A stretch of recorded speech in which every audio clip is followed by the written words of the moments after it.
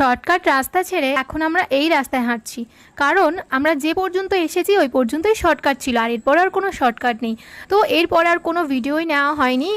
আমরা গৌরীকুণ্ড এসে গিয়েছিলাম, আসার পর ওখান থেকে গাড়িতে এসেছি আর ওই ব্রিজের ওপারে নেমেছি, আর ওখান থেকে হেঁটে আসছি। আর দেখতেই পাচ্ছ আমার পায়ের পরিস্থিতি, কারণ এই শ্যুটা আমার নতুন ছিল, নতুন থাকার কারণেই আর কি এই অসুবিধাটা হয়েছে। আর এই শ্যুটা আমার অনলাইন থেকে অর্ডার করা ছিল, তার মধ্যে ডান পায়ে একটু অসুবিধা হয়েছিল, তো তার জন্যই আমার পায়ের অবস্থা খুবই খারাপ ছিল।